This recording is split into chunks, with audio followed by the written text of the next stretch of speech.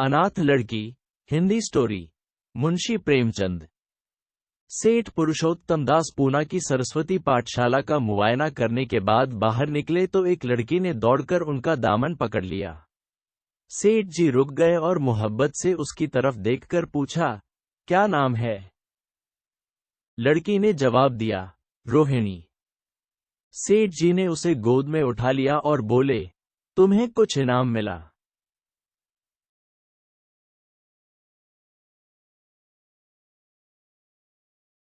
अच्छा। की ने उनकी तरफ बच्चों जैसी गंभीरता से देखकर कहा, तुम चले जाते हो, मुझे रोना आता है, मुझे भी साथ लेते चलो।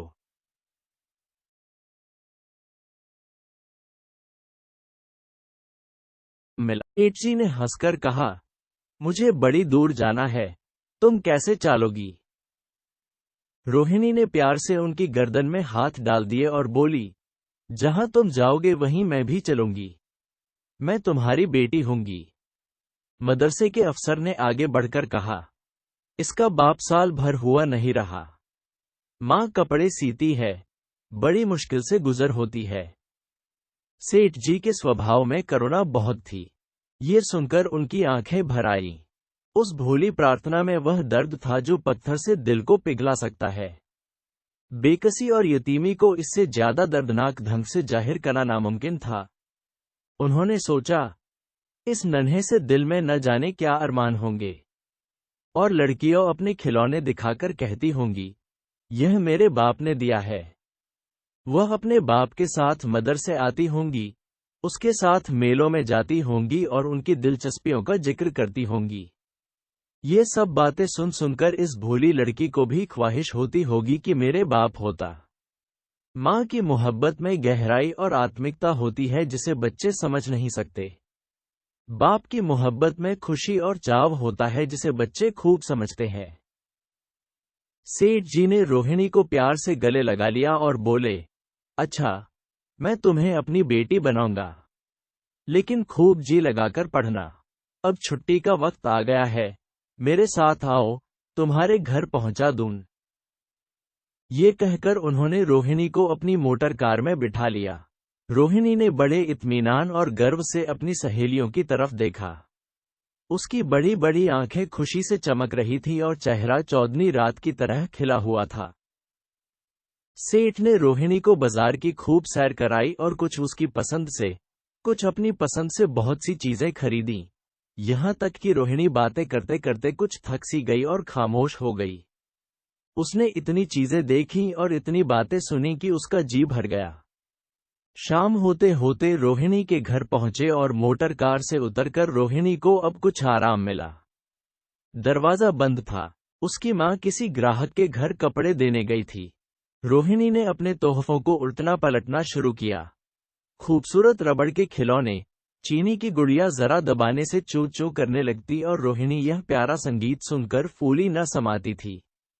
रेशमी कपड़े और रंग बिरंगी साड़ियों की कई बंडल थे, लेकिन मखमली बूटे की गुलकारियों ने उसे खूब लुभाया था।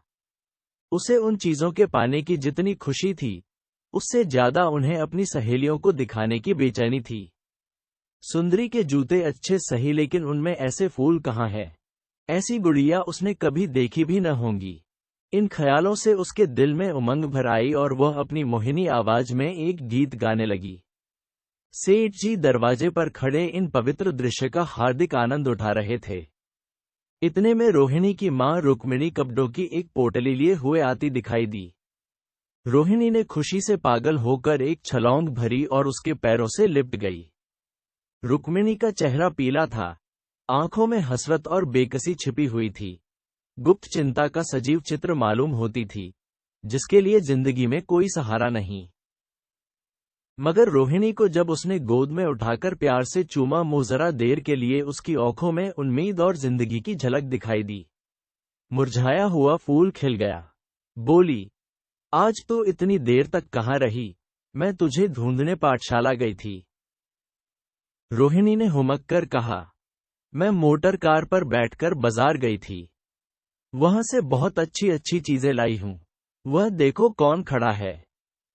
मां ने सेठ जी की तरफ ताका और लजाकर सिर झुका लिया।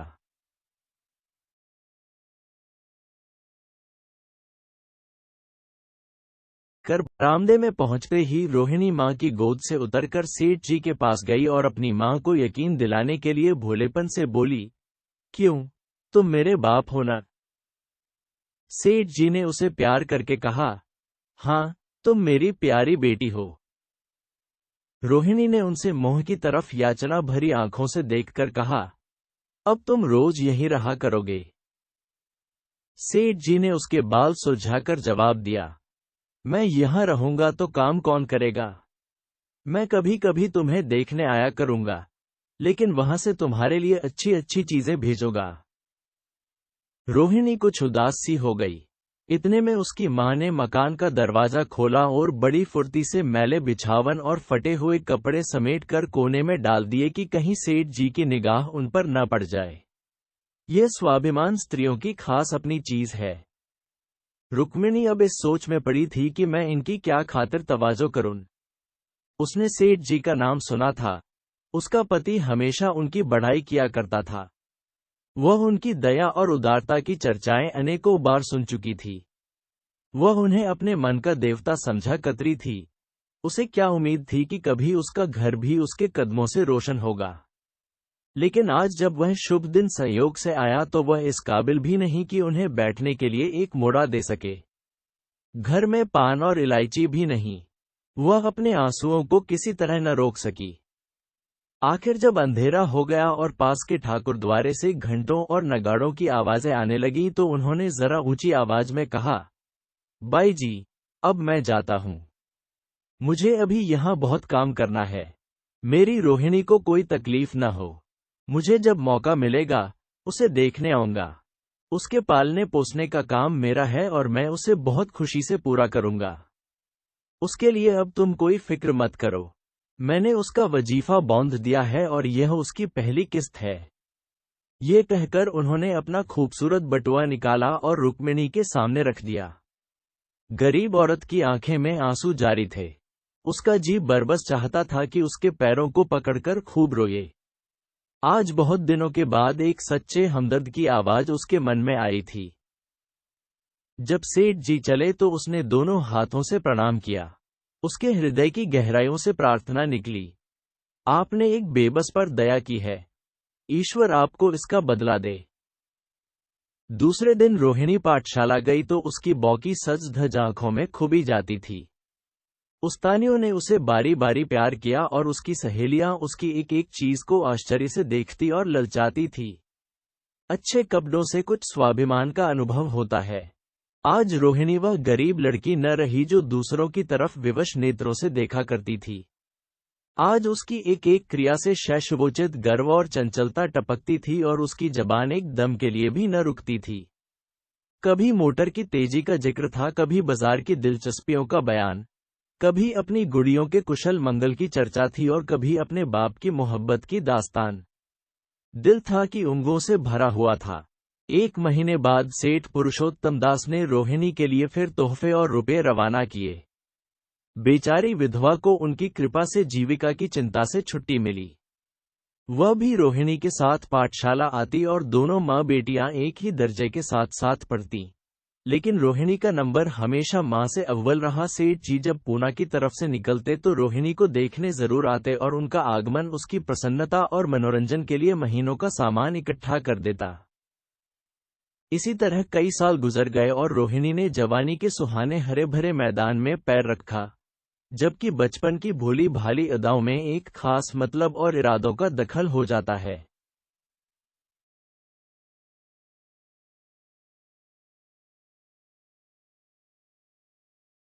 तरह कन्नी अब आंतरिक और बाह्य सौंदर्य में अपनी पाठशाला की नाक थी।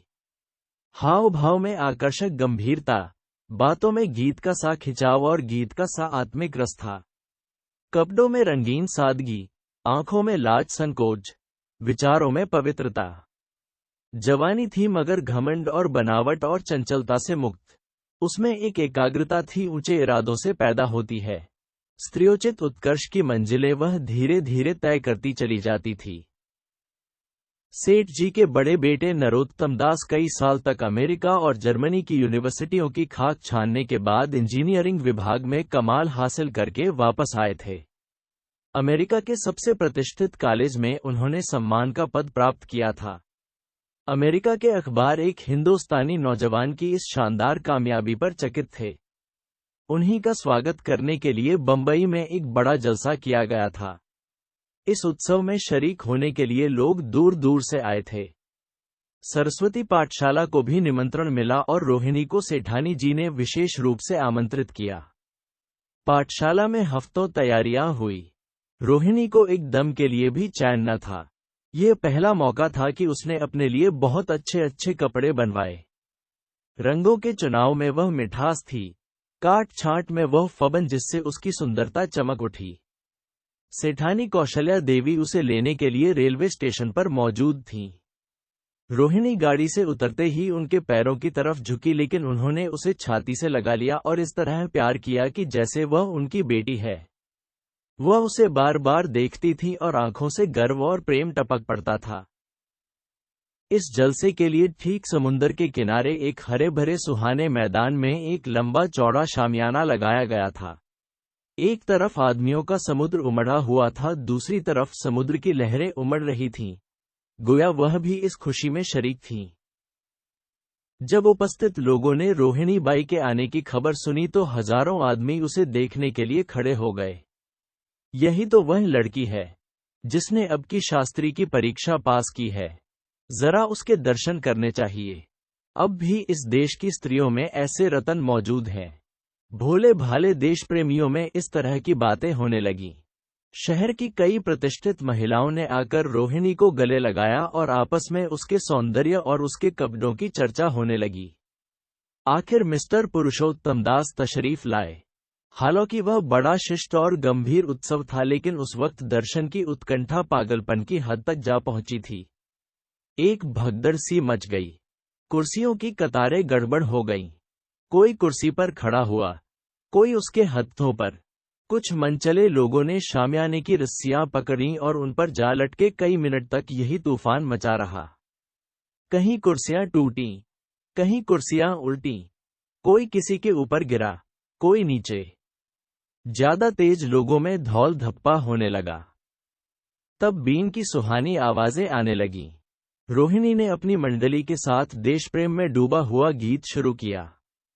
सारे उपस्थित लोग बिल्कुल शांत थे और उस समय वह सुरीला राग, उसकी कोमलता और स्वच्छता, उसकी प्रभावशाली मधुरता, उसकी उत्साह भरी वाणी दिलों पर वह नशा सा पैदा कर रही थी जिससे प्रेम की लहरें उठती हैं, जो दिल से बुराइयों को मिटाता है और उससे जिंदगी की हमेशा याद रहने वाली यादगारें पैदा हो जाती हैं। गीत बंद होने पर तारीफ की एक आवाज न आई, वहीं ताने कानों में अब तक गूंज रही थीं। गाने के बाद विभिन्न संस्थाओं की तरफ से अभिनंदन पेश हुए और तब नरोत्तम दास लोगों को धन्यवाद देने के लिए खड़े हुए।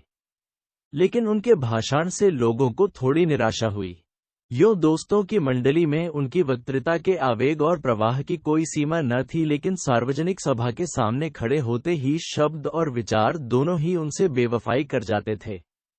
उन्होंने बड़ी बड़ी मुश्किल से धन्यवाद के कुछ शब्द कहे और तब अपनी योग्यता की लज्जित स्वीकृति के साथ अपनी जगह पर आ बैठे। कितने ही लोग उनकी योग्यता पर ज्ञानियों की तरह सिर हिलाने लगे। अब जलसा खत्म होने का वक्त आया। वह रेशमी हार जो सरस्वती पाठशाला की ओर से भेजा गया था, मेज पर रखा हुआ था। उसे हीरो के गले में कौन डाले? प्रेसिडेंट ने महिलाओं की पंक्ति की ओर नजर दौड़ाई। चुनने वाली आंख रोहिणी पर पड़ी और ठहर गई। उसकी छाती धड़कने लगी, लेकिन उत्सव के सभापति के आदेश का पालन आवश्यक था। वह सर झुकाए हुए मेज के पास आई और कौपते हाथों से हार को उठा लिया। एक क्षण के लिए दोनों की आंखें मिलीं और रोहिणी ने नरोत्तम दास के गले में हार डाल दिया। दूसरे दिन सरस्वती पाठशाला के मेहमान विदा हुए, लेकिन कौशल्या देवी ने रोहिणी को न जाने दिया। बोली, अभी तुम्हें देखने से जी नहीं भरा, तुम्हें यहाँ एक हफ्ता रहना होगा। आखिर मैं भी तो तुम्हारी माँ हूँ। एक माँ से इतना प्यार और दूसरी माँ से इतना अलगाव। रोहिणी कुछ जवाब न दे सकी। यह सारा हफ्ता कौशल्या देवी ने उसकी विदाई की तैयारियों में खर्च किया। 7वें दिन उसे विदा करने के लिए स्टेशन तक आई। चलते वक्त उससे गले मिली और बहुत कोशिश करने पर भी आंसुओं को न रोक सकी। नरोत्तम दास भी आए थे। उनका चेहरा उदास था। कौशल्या ने उनकी तरफ सहानुभूतिपूर्ण आंखों से देखकर कहा, मुझे ये तो ख्याल ही न रहा। रोहिणी क्या यहां से पूना तक अकेली जाएगी? क्या हर्ज है? तुम ही चले जाओ, शाम की गाड़ी से लौट आना। नरोत्तम दास के चेहरे पर खुशी की लहर दौड़ गई, जो इन शब्दों में न छिप सकी। अच्छा, मैं ही चला जाऊंगा। वह इस फिक्र में थे कि देखे विदाई की बातचीत का मौका भी मिलता है या नहीं।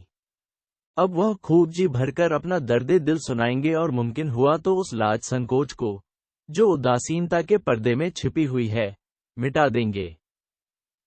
रुक्मिणी को अब रोहिणी की शादी की फिक्र पैदा हुई। पड़ोस की औरतों में इसकी चर्चा होने लगी थी। लड़की इतनी सयानी हो गई है, अब क्या बुढ़ापे में ब्याह होगा? कई जगह से बात आई, उनमें कुछ बड़े प्रतिष्ठित घराने थे। लेकिन जब रुक्मिणी उन पैमानों को सेठ जी के पास भेजती तो वे यही जवाब देते कि मैं खुद फिक्र में हूं। रुक्मिणी को उनकी यह टाल मटोल बुरी मालूम होती थी। रोहिणी को बंबई से लौटे महीना भर हो चुका था। एक दिन वह पाठशाला से लौटी तो उसे अम्मा की चारपाई पर एक खत पड़ा हुआ मिला। रोहिणी पढ़ने लगी। लिखा था, बहन, जब से मैंने तुम्हारी लड़की को बंबई में देखा है, मैं उस पर रीझ गई हूं। अब उसके बगैर मुझे चैन नहीं है। क्या मेरा ऐसा भाग्य होगा कि वह मेरी बहू बन सके? मैं गरीब हूं, लेकिन मैंने सेठ जी को राजी कर लिया है। तुम भी मेरी यह विनती कबूल करो। मैं तुम्हारी लड़की को चाहे फूलों की सेज पर न सुला सकूं, लेकिन इस घर का एक एक आदमी उसे आंखों की पुतली बनाकर रखेगा। अब रहा लड़का, मां के मुंह से लड़के का बखान कुछ अच्छा नहीं मालूम होता, लेकिन ये कह सकती हूं कि परमात्मा ने ये जोड़ी अपनी हाथों बनाई है। सूरत में, स्वभाव में, विद्या में, हर दृष्टि से वह रोहिणी के योग्य है। तुम जैसे चाहे अपना इत्मीनान कर सकती हो। जवाब जल्द देना और ज्यादा क्या लिखूं। नीचे थोड़े से शब्दों में सेठ जी ने उस पैगाम की सिफारिश की थी। रोहिणी गालों पर हाथ रखकर सोचने लगी। नरोत्तम दास की तस्वीर उसकी आंखों के सामने आ खड़ी हुई। उनकी वह प्रेम की बातें, जिनका सिलसिला बंबई से पूना तक नहीं टूटा था, कानों में गूंजने लगी। उसने एक ठंडी सॉस ली और उदास होकर चारपाई पर लेट गई। सरस्वती पाठशाला में एक बार फिर सजावट और सफाई के दृश्य दिखाई दे रहे हैं। आज रोहिणी की शादी का शुभ दिन। शाम का वक्त, बसंत का सुहाना मौसम। पाठशाला के दारों दीवार मुस्करा रहे हैं और हरा भरा बगीचा फूला नहीं समाता। चंद्रमा अपनी बारात लेकर पूरब की तरफ से निकला। उसी वक्त मंगलाचरण का सुहाना राग उस रूपहली चौदनी और हल्के हल्के हवा के झोंकों में लहरें मारने लगा। दूल्हा आया, उसे देखते ही लोग हैरत में आ गए। यह नरोत्तम दास थे। दूल्हा मंडप के नीचे गया।